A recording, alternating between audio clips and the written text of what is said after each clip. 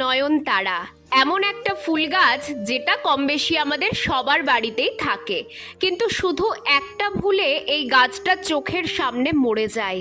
হাজার যত্ন করলেও তখন আর গাছটাকে বাঁচানো যায় না। তোমরা আমার হাতে যেই গাছটাকে দেখতে পাচ্ছ, বিশ্বাস করবে না, সেই গাছটার বয়স মাত্র 20 দিন। এত সুন্দর গাছের গ্রোথ শুধু একটা জিনিস ব্যবহারের ফলেই হয়েছে। কি বলতো?